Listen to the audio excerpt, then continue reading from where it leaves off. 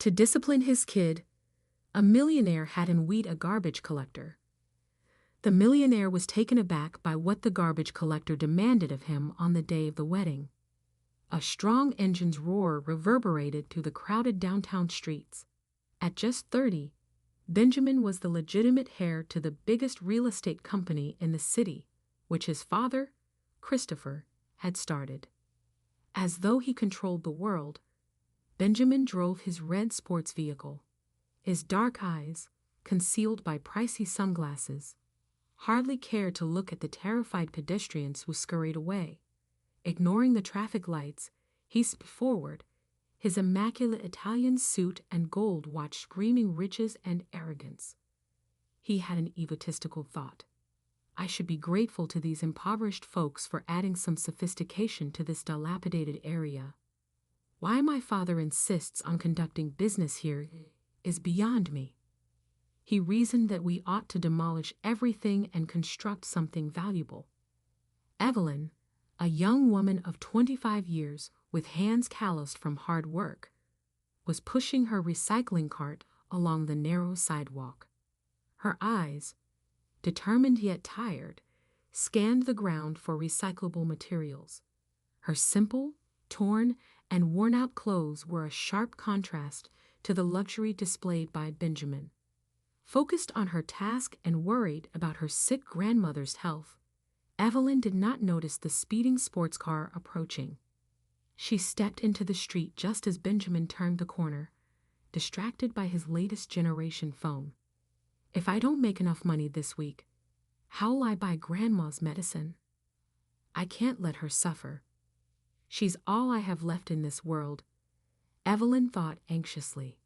She was trying to do everything she could to care for her sick grandmother, but the lack of financial resources seemed increasingly difficult to manage. The sharp screech of tires on asphalt made Evelyn jump back, her heart racing in her chest. The recycling cart tipped over, scattering cans and papers across the street. Benjamin slammed on the brakes, stopping inches away from hitting Evelyn. For a moment, time seemed to freeze. Evelyn's wide, fearful eyes met Benjamin's, which were filled with rage. The silence was broken by Benjamin's deafening shout. "You idiot! Look at what you've done! You almost scratched my car with that trash you're carrying. Do you have any idea how much this vehicle costs? More than you could ever dream of earning in your miserable life." Christopher, Benjamin's father, had decided to walk home and unexpectedly witnessed his son arguing with the garbage collector from a distance. He had just left a business meeting in a nearby building when he heard the sudden screeching of brakes. His face, lined with worry, paled as he recognized his son's car. With hurried steps, he approached, his heart heavy with a mix of shame and disappointment. My God, what did I do wrong? How can my own son be so cruel? This is not the upbringing his mother and I gave him. I need to do something before it is too late. Christopher thought bitterly as he rushed to reach his son and stop him from doing something even worse. Blinded by rage, Benjamin got out of the car, slamming the door hard. His face was red, and a vein throbbed on his forehead as he advanced menacingly toward Evelyn. The young woman, still trembling, tried to gather her scattered belongings, but stopped when she saw the fury in Benjamin's eyes. "You almost dirtied my car with those filthy clothes and that pile of trash you carry. I should sue you for emotional and material damages. People like you should be swept off the streets of this city. I will make sure to talk to the mayor and have these streets cleared of ragged, dirty people like you." Christopher, witnessing the scene with growing horror, felt his blood boil. He quickly moved forward, his imposing figure casting a shadow over Benjamin and Evelyn. His usually composed face was twisted in disgust and shame. With a swift movement, he grabbed Benjamin's arm, forcing him to turn and face him. Christopher's eyes, normally kind, now burned with an intensity that made Benjamin involuntarily step back. "That is enough, Benjamin. How dare you speak to another human being like that? Have you completely lost your mind?" Christopher's voice thundered, echoing down the street and drawing the attention of passers-by. Benjamin, momentarily stunned by his father's sudden appearance, quickly regained his arrogant posture. He pulled away from Christopher's grip, adjusting his expensive suit as if it had been contaminated. His eyes flashed with anger and defiance. "Father, you do not understand. This person almost destroyed my car. She has no right to be here, getting in the way of decent people like us. Why are you defending someone like her?" he responded. Christopher felt a wave of nausea as he heard his son's words. He looked at Evelyn, who stood there shocked and trembling, still surrounded by the scattered remnants of her dignity. Turning back to Benjamin, Christopher could barely believe the words coming from his son. "Decent people? You think your behavior is that of a decent person? Look at yourself, Benjamin. Really look at what you have become. A man who despises others based on their social status is not a real man," he argued, feeling cornered. Benjamin resorted to the only defense he knew, attack. He gestured violently in Evelyn's direction, his face twisted into a mask of contempt. "You want me to respect this? Someone who lives off the garbage of others. Father, we built an empire. We cannot mix with this kind of people. They are the reason our neighborhoods are falling apart. If it were up to me, they would all be removed from the city." Christopher closed his eyes for a moment as if Benjamin's words were physical blows. When he opened them again, there was a steely determination in his gaze. He stepped closer to Benjamin, determined to show his son that he was wrong. "Listen carefully, Benjamin, because I will only say this once. Your attitude disgusts me.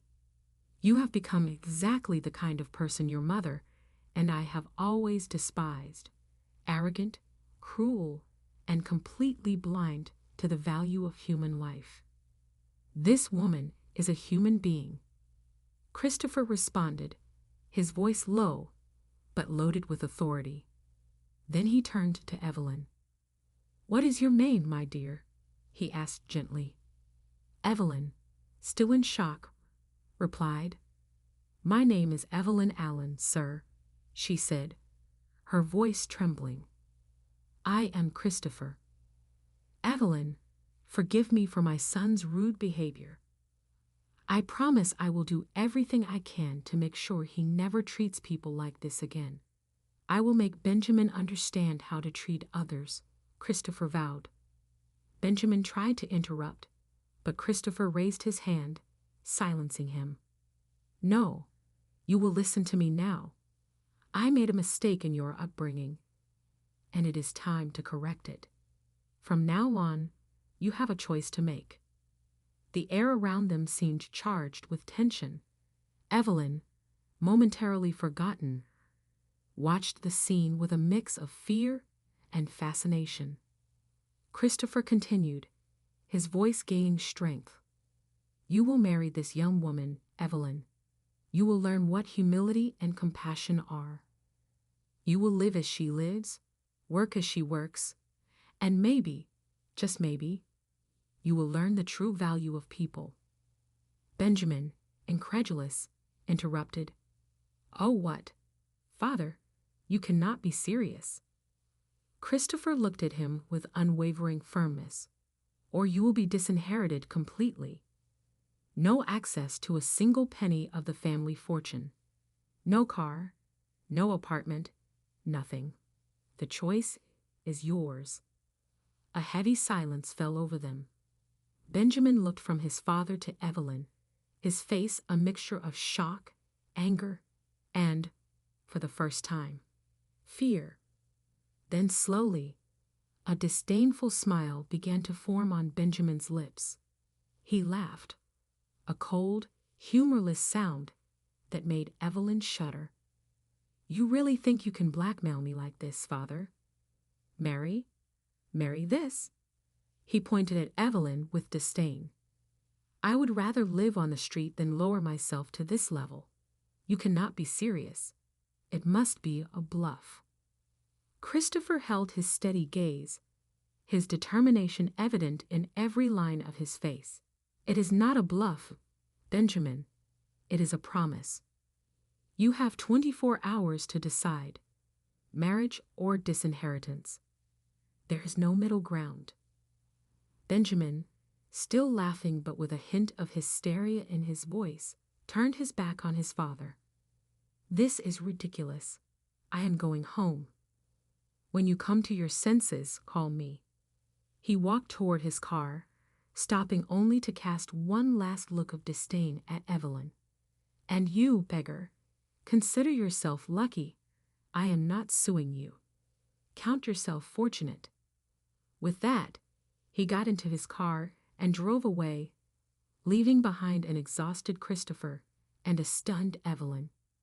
The sound of the sports car engine faded into the distance, but the tension in the air remained heavy and palpable, like the calm before a storm.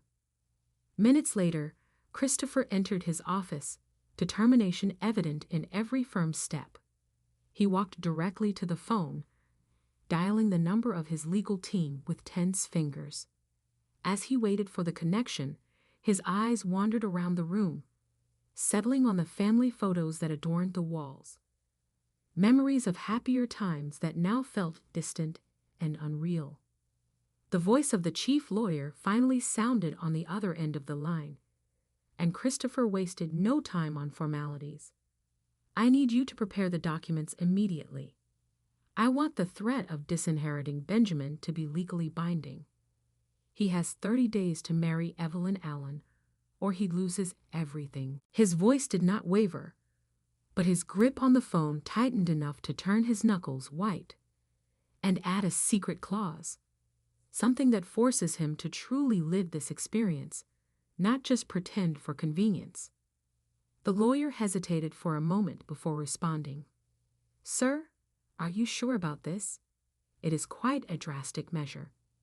Christopher closed his eyes, the weight of fatigue and disappointment pressing down on him. It is necessary. My son needs to learn a lesson before it is too late. While Christopher discussed the legal details, Benjamin burst through the office door, his face a mask of fury and disbelief. He had returned, unable to believe that his father would go through with the threat. His eyes narrowed as he saw Christopher on the phone, and he moved forward, gesturing violently. Father, you cannot be serious. This is madness, Benjamin shouted, his voice echoing off the office walls. You are really going to throw away years of hard work for our family because of some random garbage collector? Christopher covered the mouthpiece of the phone, staring at his son with a mixture of sadness and determination. Benjamin, it is exactly this attitude that makes me see why this is necessary. You need to learn the value of people beyond money. Realizing that the situation was more serious than he had thought, Benjamin changed tactics. His face softened, and he approached Christopher with an almost pleading expression. Father, please, let's talk about this. I understand that you want me to be more compassionate, but there are other ways. We can make donations, create charity programs. It does not have to be like this. Christopher studied his son, searching for signs of sincerity in his eyes. For a moment, he hesitated. Could it be that Benjamin was truly willing to change? But then he remembered the scene on the street, the cruel disdain in his son's voice, and his resolve hardened. No, Benjamin. Words are not enough this time. You need to live, feel, experience. It is the only way you will truly understand. Christopher turned his attention back to the phone. Have the documents ready by this afternoon. I want everything prepared as quickly as possible. Benjamin, seeing his last resort fail, exploded in a fresh wave of rage.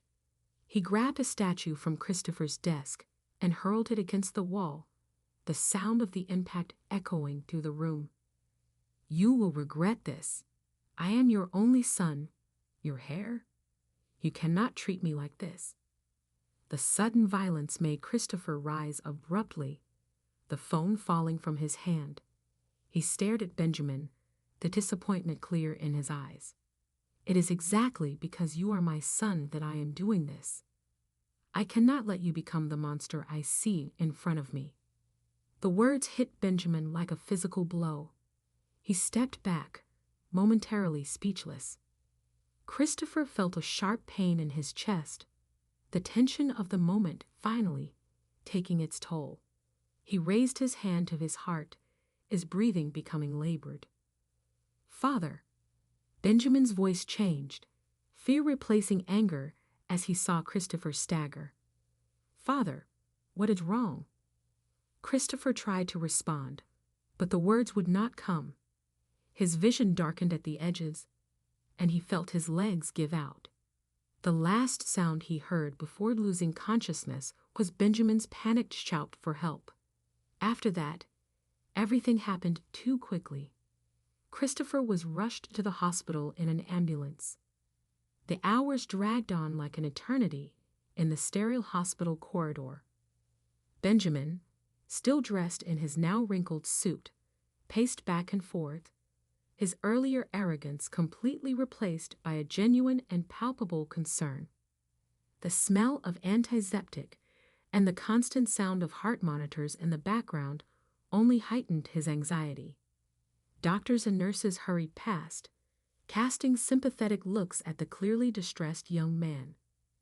Benjamin tried several times to get information about his father's condition, but he was met only with vague answers and promises that the attending doctor would speak with him soon. Finally, after what felt like an eternity, the doctor, a middle-aged man with tired yet compassionate eyes, approached Benjamin. His grave expression made the young man's heart race. "Mr. Benjamin," the doctor began, his voice calm but serious, "your father's condition is critical. He suffered a severe heart attack, and we are doing everything we can, but the next 48 hours will be crucial." Benjamin felt his legs weaken, and he had to lean against the wall. "But he is going to be okay, right? I mean, he is Christopher. He is strong. He always," he said, leaving the question hanging in the air. The doctor placed a comforting hand on Benjamin's shoulder. "We are doing our best, but I must be honest. The situation is uncertain. Your father is in the intensive care unit, and we will need to monitor him closely. I suggest you prepare yourself for all possible outcomes."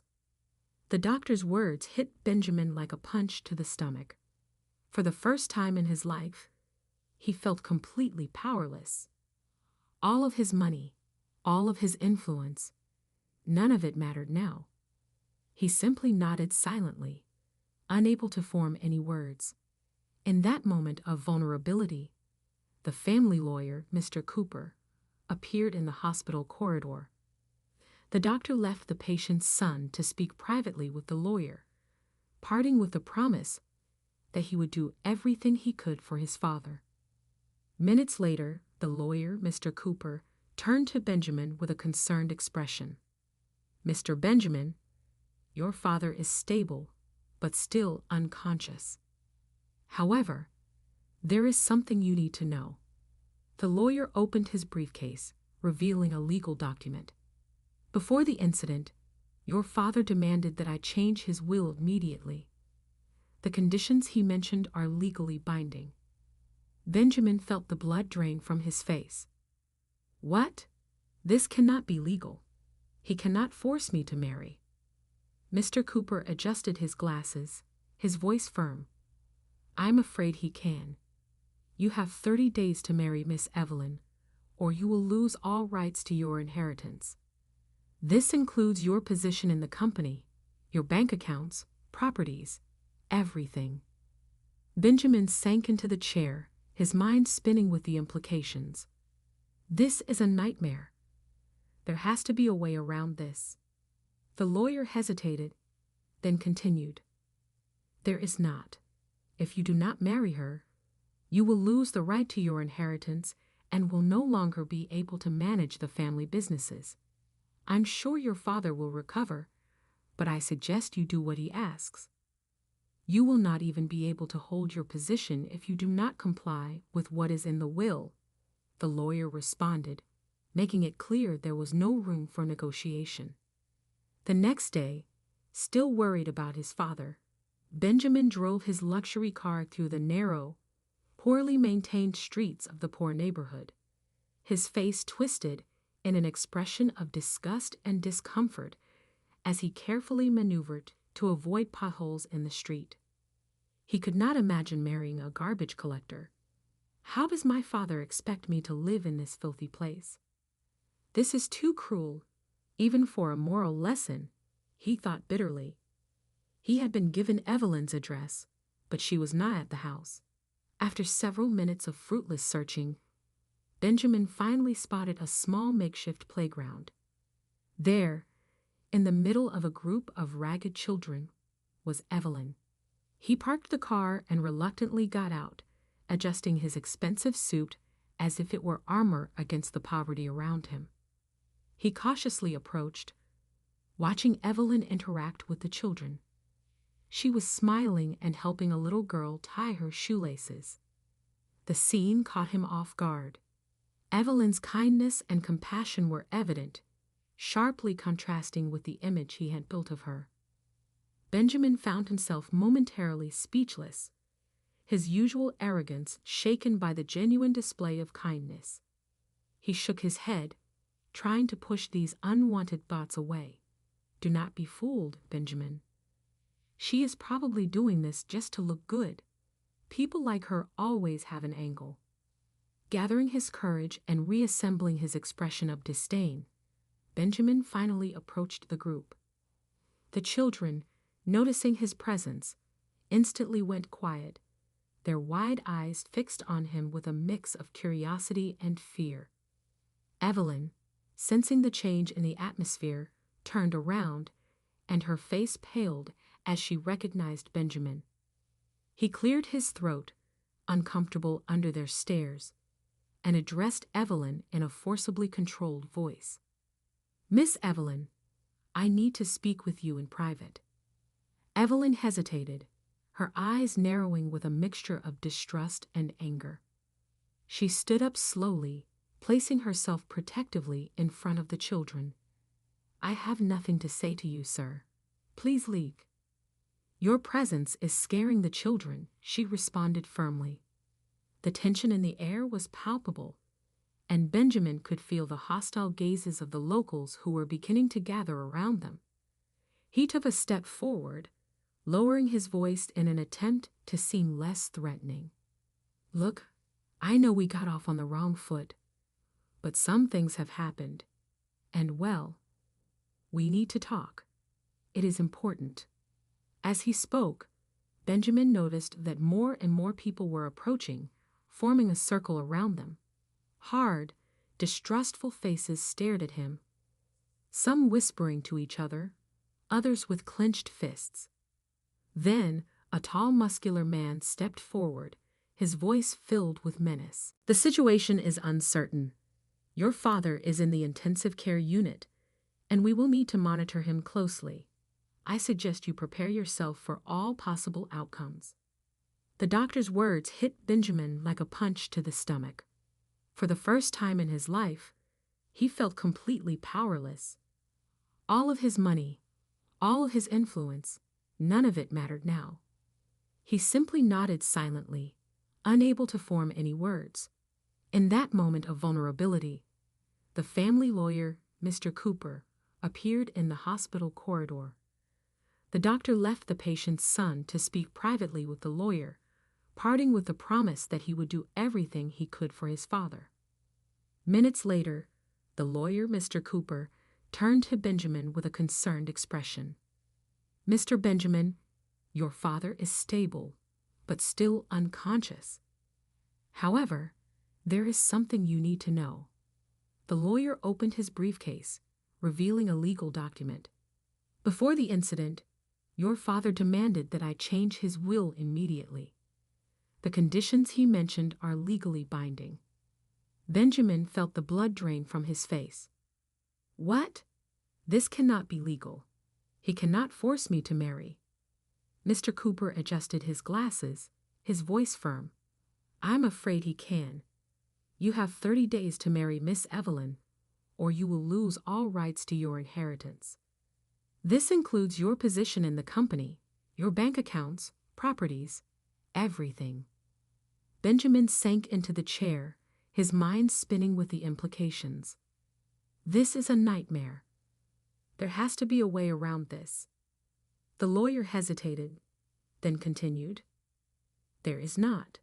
If you do not marry her, you will lose the right to your inheritance and will no longer be able to manage the family businesses. I'm sure your father will recover, but I suggest you do what he asks. You will not even be able to hold your position if you do not comply with what is in the will. The lawyer responded, making it clear there was no room for negotiation. The next day, still worried about his father, Benjamin drove his luxury car through the narrow, poorly maintained streets of the poor neighborhood.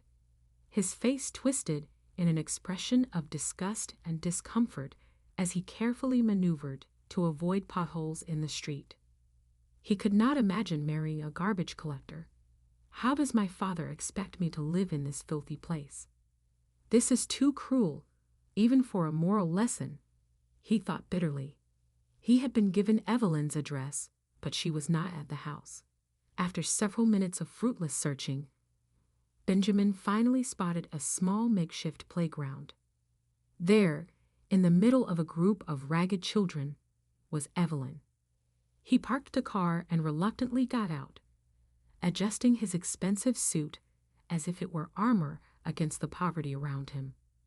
He cautiously approached, watching Evelyn interact with the children. She was smiling and helping a little girl tie her shoelaces. The scene caught him off guard. Evelyn's kindness and compassion were evident, sharply contrasting with the image he had built of her. Benjamin found himself momentarily speechless, his usual arrogance shaken by the genuine display of kindness. He shook his head, trying to push these unwanted thoughts away. Do not be fooled, Benjamin. She is probably doing this just to look good. People like her always have an angle. Gathering his courage and reassembling his expression of disdain, Benjamin finally approached the group.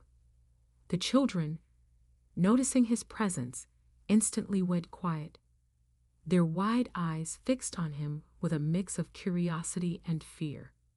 Evelyn, sensing the change in the atmosphere, turned around, and her face paled as she recognized Benjamin.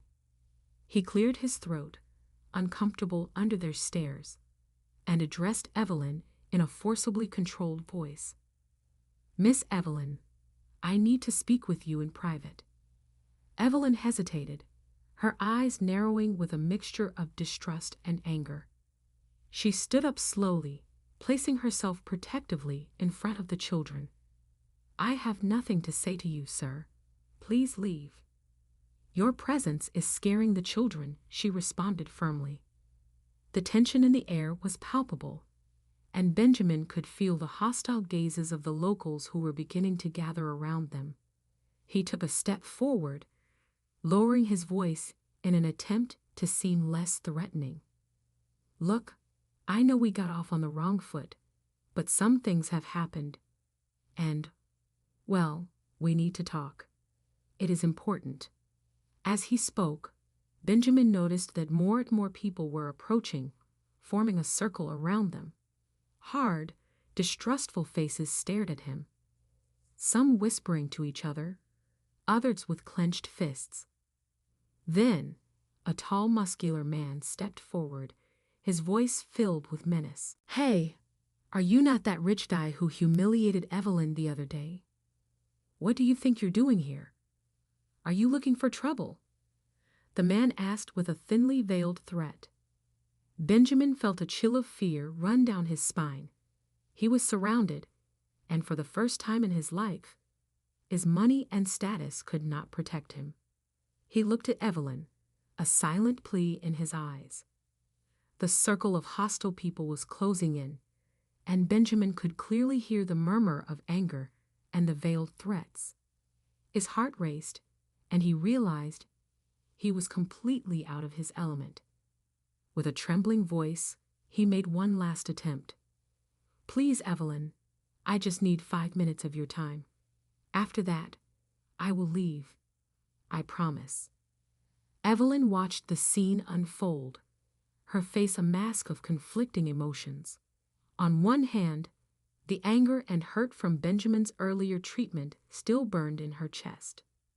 On the other hand, the plea in his eyes and the evident fear in his posture stirred an involuntary sense of compassion. She took a deep breath, closed her eyes for a moment, and then stepped forward, placing herself between Benjamin and the threatening man. "Stop. Do not hurt him," she said, her voice firm and clear, surprising everyone, including herself. "We are not violent people. We will not lower ourselves to his level." She turned to Benjamin, her eyes hard. "You have 5 minutes. Not a second more." Benjamin felt relief flood his body, but he kept a rigid posture, trying to regain some of his lost dignity. He shot a look of disdain at the crowd before following Evelyn to a more secluded corner of the park. The children watched curiously, some still holding their broken Ken makeshift toys. Once they were out of earshot of the others, Benjamin began to speak, his voice a mixture of arrogance and discomfort. "Look, I did not want to come back here, but something happened. My father, he had a heart attack." He paused, hoping to see some sign of sympathy on Evelyn's face, but she remained impassive. Frustrated, he continued, "The thing is, before that, he changed his will, and now, I need to marry you." Evelyn blinked, incredulous, her mouth opening in shock. For a moment, she was speechless, trying to process the absurdity of the situation. When she finally spoke, her voice was a mix of indignation and disbelief. "You are joking with me, right? Is this some kind of sick joke?" Benjamin frowned, irritated by her reaction. "Believe me, I wish it were, but it is the truth. If I do not marry you in 30 days, I lose everything, the company, the money, everything. Look, I know we did not start off well, but think of this as an opportunity. You would never have to worry about money again," he said, trying to keep his frustration in check. Evelyn felt anger rise inside her, her hands clenching into fists. "An opportunity? You think you can just come here after publicly humiliating me and offer me money as if that fixes everything? I'm not for sale, sir. My dignity is worth more than all of your money." She stepped toward him, her eyes blazing. Benjamin stepped back, surprised by the intensity of Evelyn's response. He was not used to being rejected, especially not by someone he considered beneath him socially. His face twisted in a mixture of anger and confusion. "You do not understand. I am offering you a life you could never have otherwise. Think of the life you could live with all this money. You could stop wearing those torn clothes, stop collecting trash on the streets, and live in comfort," he gestured, trying to make his point. Evelyn felt tears of frustration forming in her eyes, but she held them back. She took a deep breath, trying to calm herself before responding. "You really do not get it, do you? It is not about the money. It is about respect, about dignity. Things you clearly do not." She stopped abruptly, her face paling. Benjamin followed her gaze, and saw an elderly woman slowly approaching, supported by a cane. The woman looked frail, her breathing labored. Evelyn rushed to help her, momentarily forgetting about Benjamin. "Grandma, what are you doing here?" "You should be resting," Evelyn said, the concern in her voice palpable. The elderly woman smiled weakly at Evelyn, then looked curiously at Benjamin. "Who is this young man, dear? Is he bothering you?" the elderly woman asked, her voice weak, but with a protective note in it. Evelyn shook her head, casting a warning glance at Benjamin. "No, Grandma, he was just leaving." She turned to Benjamin, her voice low and urgent. "You need to leave now." Benjamin, however, did not move. His eyes were fixed on Evelyn's grandmother, noticing the tremors in her hands, the paleness of her skin. An idea began to form in his mind, one that made him uncomfortable, but could be his only chance. He cleared his throat, trying to sound casual. "Your grandmother does not seem very well.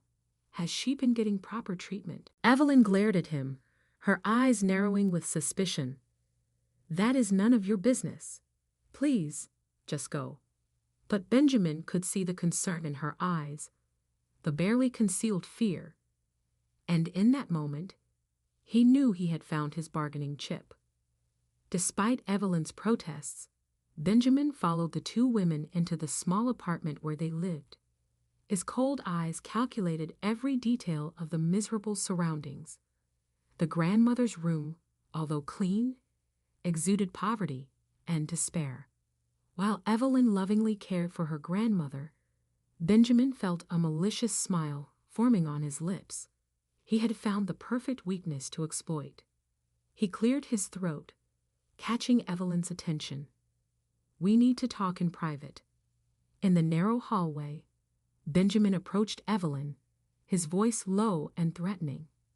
"Your grandmother will not last long without proper treatment, will she? I can change that. The best doctors, the best hospitals. All you have to do is marry me, and do exactly as I say." He argued, seeing the shock in Evelyn's eyes but remaining relentless. Evelyn stepped back, horrified by Benjamin's coldness. "You are a monster. How can you use my grandmother's life like this?" Benjamin smiled, a smile that did not reach his eyes. "I am not a monster. I am a businessman, and this is the best deal you're going to get. Your grandmother lives, and well, you do what I say." Evelyn felt the crushing weight of the decision. She looked toward the room where her grandmother lay, fragile and sick, and felt tears burn in her eyes. She turned to Benjamin, defeated. "If I agree, do you swear you will save my grandmother? She is my only family. If you want me to marry you, I need your guarantee that you will save her." Benjamin was shocked. Evelyn could have asked for something luxurious, a fortune, but the only thing she asked for was to save her grandmother. After recovering from the shock, he nodded, his eyes gleaming with cruel satisfaction. "Of course you will have the best treatment money can buy, and you, my dear, will be the perfect obedient wife." Evelyn closed her eyes, feeling as though she was selling her soul to the devil. "I agree, but know that every moment of this marriage, I will hate you with every fiber of my being." Benjamin laughed softly, a cold sound that made Evelyn shiver. "Hate? Love? What difference does it make? The important thing is that you will do exactly what I want." As they explained the situation to Evelyn's grandmother, Benjamin was already planning how he would use this marriage for his own selfish purposes. Not only would he save his inheritance, but he would also gain a tool to manipulate and control. At that very moment, on the other side of the city, in a hospital room, Christopher awoke from his coma. His eyes opened slowly, focusing on the room around him. With surprising strength, He grabbed the arm of the nearby doctor. His voice hoarse but determined. "Benjamin, the wedding? I need to see it happen." What Christopher did not know was that his plan to teach his son a lesson was about to turn into something far more sinister and dangerous than he could ever have imagined.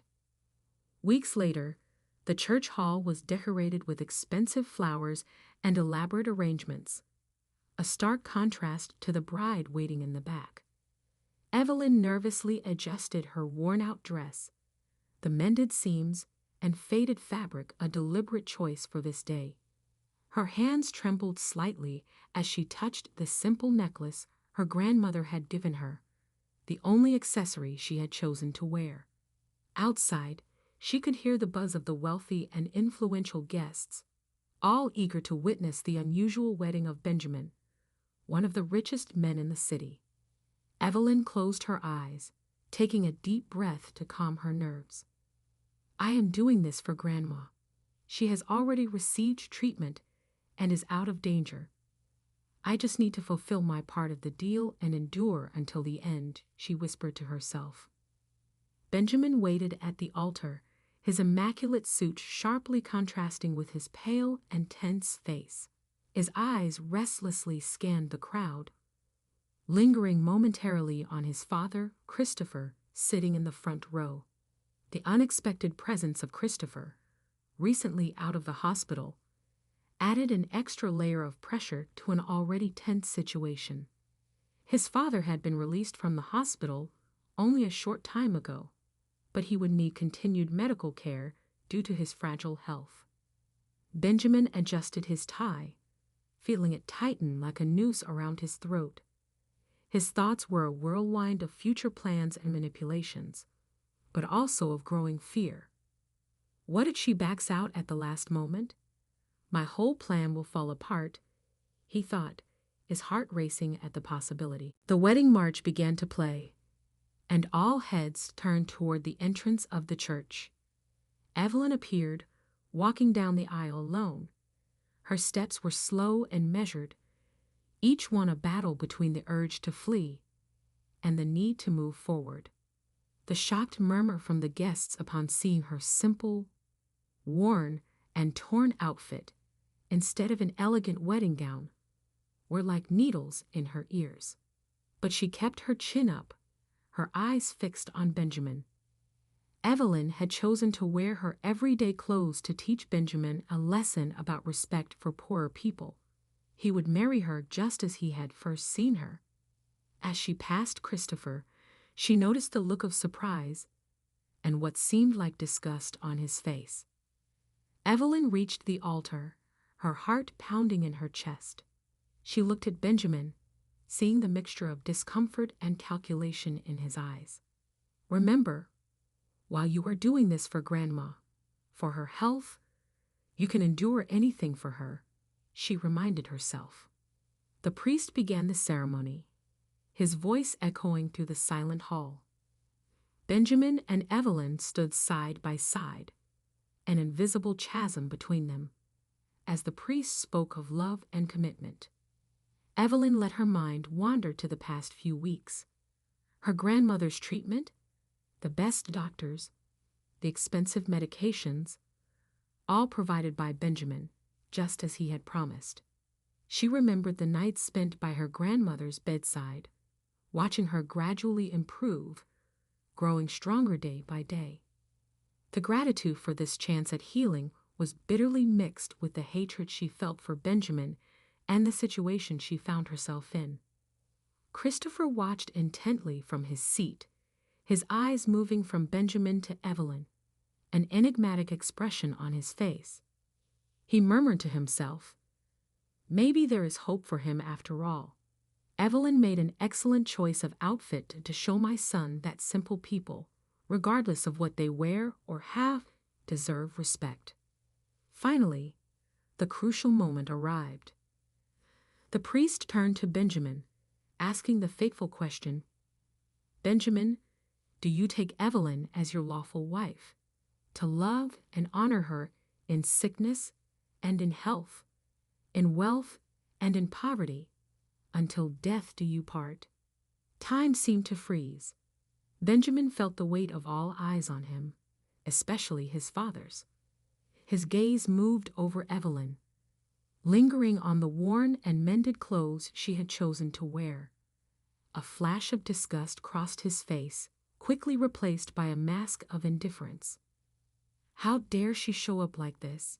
She is doing this on purpose to humiliate me," he thought, feeling a mixture of anger and revulsion. His eyes then met Evelyn's, where he expected to see defiance. He saw only fear, a deep and palpable fear of being rejected right there at the altar in front of everyone. For a brief moment, Benjamin hesitated. The vulnerability in her eyes caught him off guard, making him question his own intentions. But then he remembered his plan, the inheritance, everything that was at stake. Sadness and disappointment flooded Evelyn's face as she waited for his answer. This was no fairy tale, and there would be no happy ending. But it was a choice they had both made for very different reasons. In a firm voice, devoid of any genuine emotion, Benjamin finally answered, "I do." Minutes later, the reception hall glittered with luxury and opulence, a stark contrast to the bride's simplicity. Evelyn, still in her mended and simple attire, moved through the crowd like a ghost, disconnected from the lively conversations and the clinking of champagne glasses. Her eyes searched constantly for Benjamin, who was surrounded by executives and socialites. Finally, seeing an opening, she approached, her heart pounding in her chest. Benjamin saw her coming, barely able to hide his discomfort and irritation. "Evelyn," he began, his voice surprisingly steady, "I would like to thank you for the treatment you provided for my grandmother. She is recovering well." Evelyn paused, taking a deep breath before continuing. "But I also came to say goodbye. I cannot continue with this charade." With trembling hands, she held out an envelope to Benjamin. "Here is my explanation and my renunciation of any claim to your fortune." Benjamin took the envelope, confused and irritated. "What is this? Some kind of joke?" Evelyn looked him straight in the eyes, her voice filled with emotion. "Read the letter, Benjamin. Maybe then you will understand the true value of people." With those words, she turned and walked toward the exit, leaving a stunned Benjamin behind. Benjamin opened the envelope with trembling fingers, unfolding the carefully written letter. As his eyes moved across the lines, his expression shifted from anger to shock, and then to deep confusion. He read the letter aloud, unable to believe what was happening.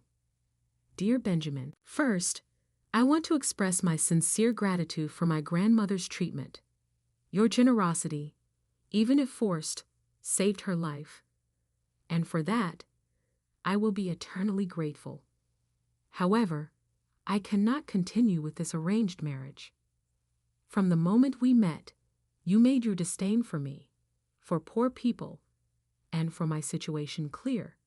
You only see the outside, the worn clothes and the lack of material possessions.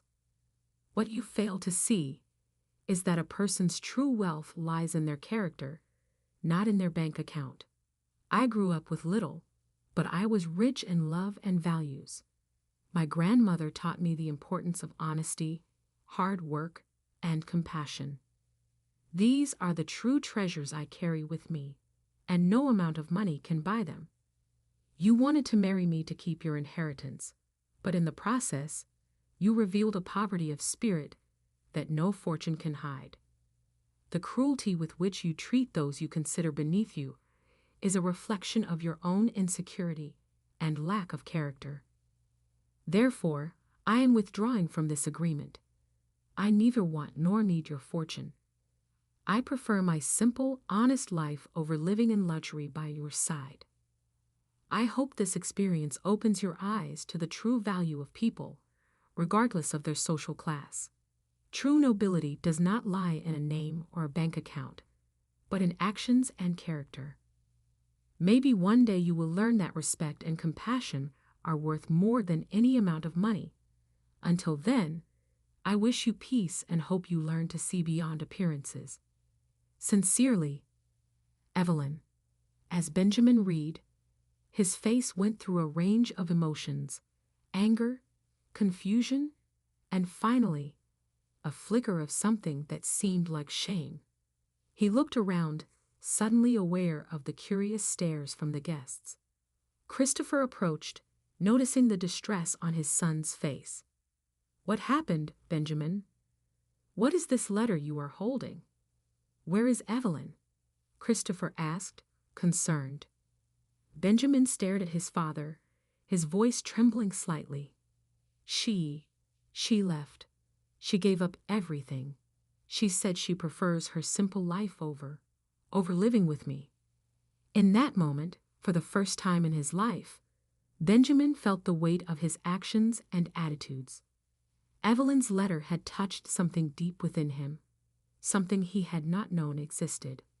He abruptly turned, leaving his father confused, and ran toward the exit of the hall. His thoughts were a whirlwind. What have I done? Who have I become? With that, Benjamin began running through the city streets, his expensive suit now wrinkled and dirty. The fine leather shoes hurt his feet, which were unaccustomed to long walks. Night was falling, bringing with it a cold breeze that made him shiver. He passed through dark alleys and poorly lit streets, areas of the city he had never even thought to visit before. His eyes scanned every corner, desperately searching for Evelyn, his wife. The reality of life on the streets hit him like a punch to the stomach.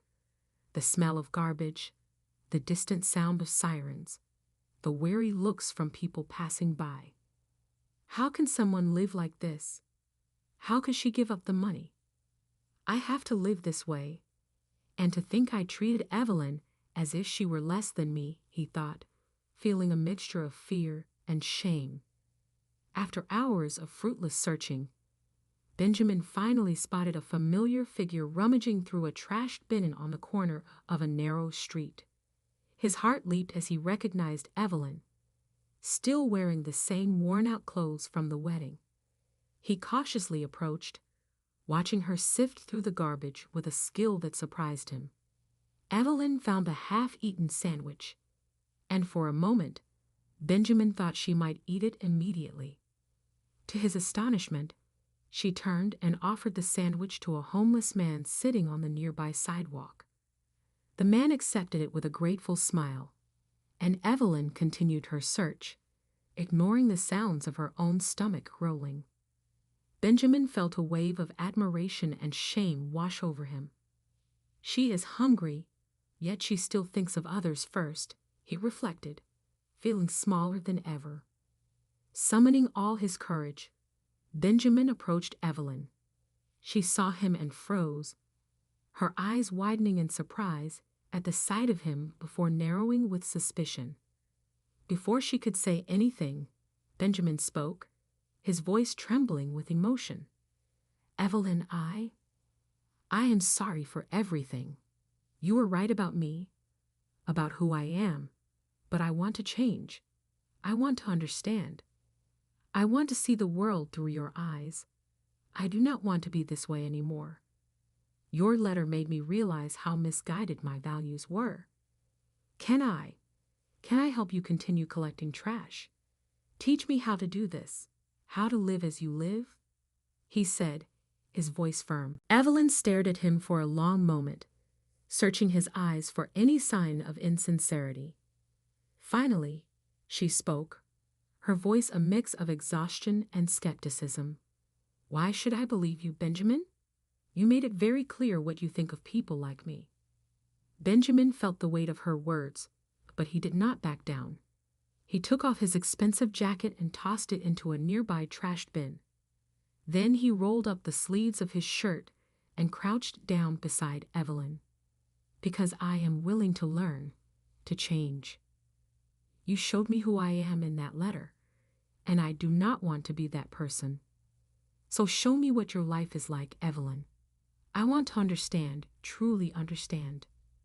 With hesitation, Evelyn nodded and began to explain the process of sorting recyclable materials. Benjamin listened intently, his clumsy hands trying to mimic her precise movements. With each passing minute, a new understanding began to form in his mind. The work was hard, dirty, and often humiliating, with people passing by and casting looks of disdain. But Benjamin persisted, determined to prove his sincerity. After a few hours, his hands were dirty and scratched, his body aching, but a new light shone in his eyes. He turned to Evelyn, his voice filled with newfound humility.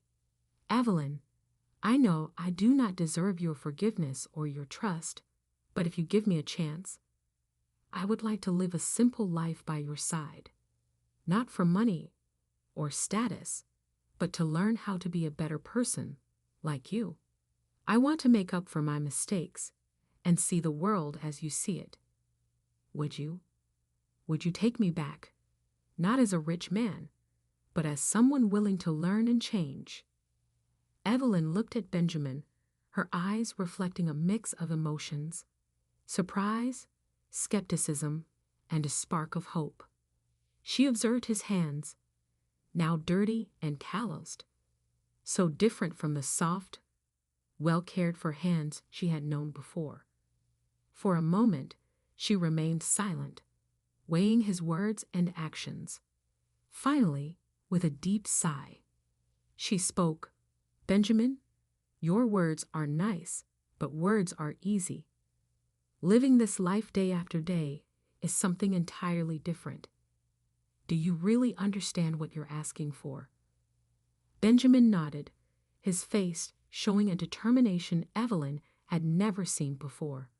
"I know it won't be easy, Evelyn, but I am willing to face every challenge. I want to learn. I want to grow. I want to become the kind of person who deserves your respect." As they spoke, the night wore on, and Evelyn began to gather the recyclable materials they had collected. Benjamin, remembering the last time he had been at Evelyn's apartment, hesitantly asked, "Evelyn, I know I have no right to ask this, but may I go with you? I really want to understand how you live day by day." Evelyn considered for a moment, then reluctantly nodded.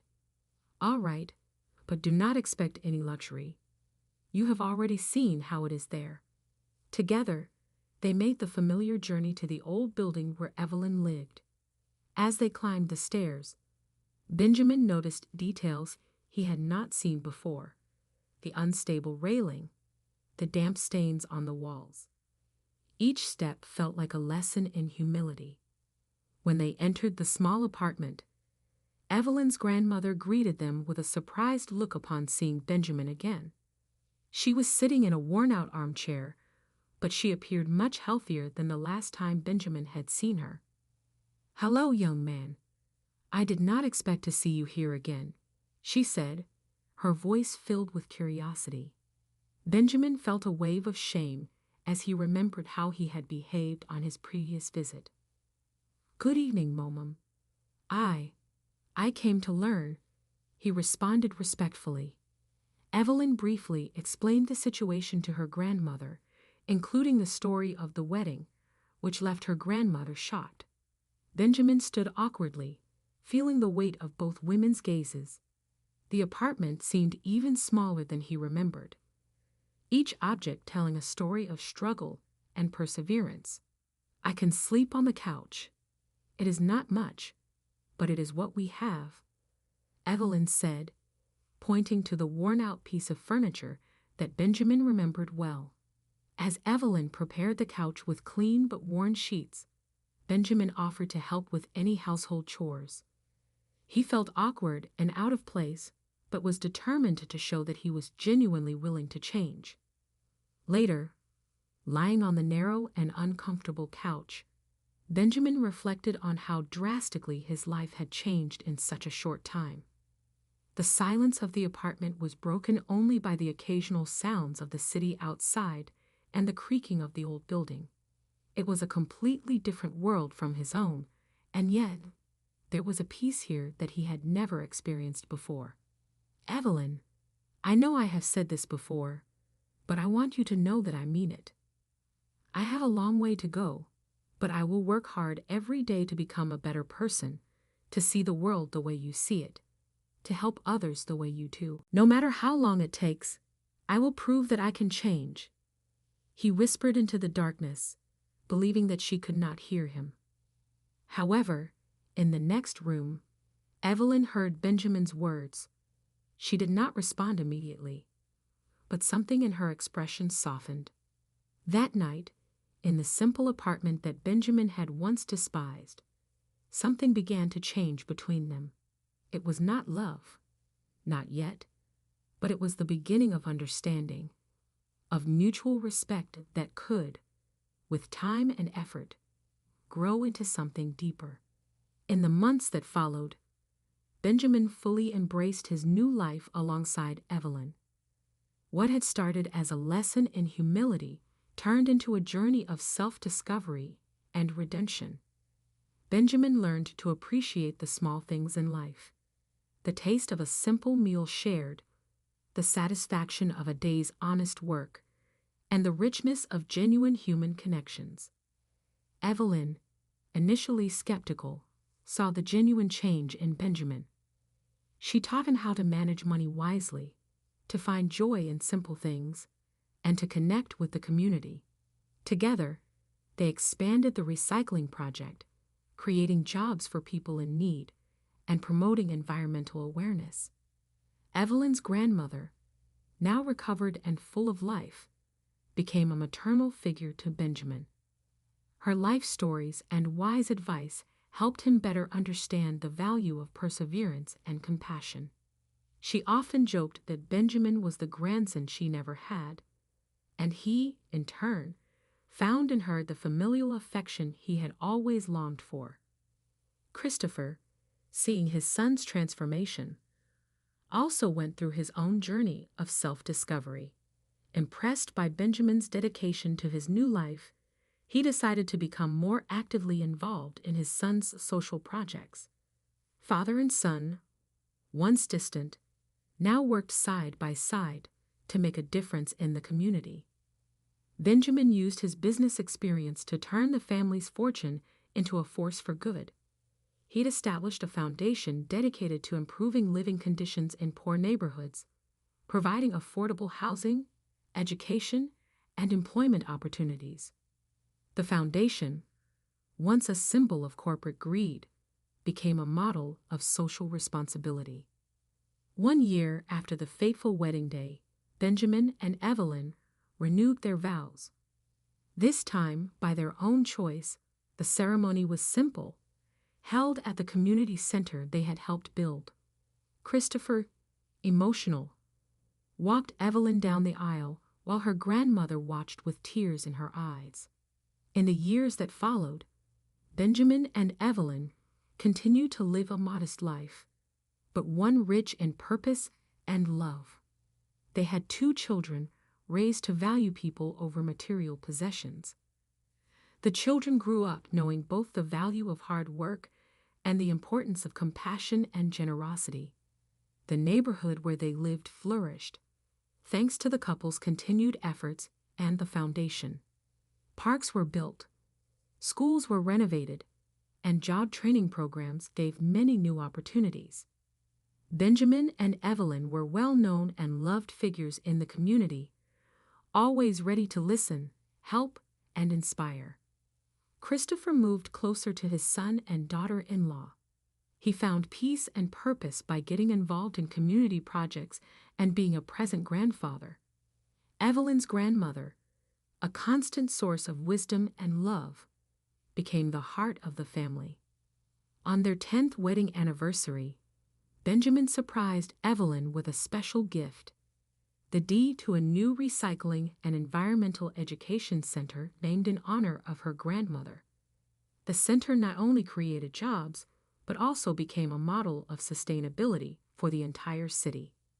As he thought back on his trip, Benjamin came to the realization that genuine wealth lay not in the worldly belongings he formerly placed such a high value on, but rather in the lives he and Evelyn had impacted, the changes they fostered, and the love they shared.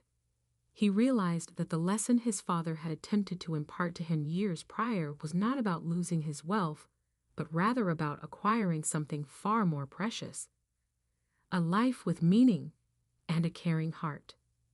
Benjamin and Evelyn sat on the porch of their small house, holding hands, watching their kids play in the yard as the sun sank over the city they adored. The meaning of the foundation had changed entirely. It now served as a symbol of hope and progress rather than money and control. And this was the real happy ending for Benjamin. He would not trade it for anything, even if he never knew he wanted it.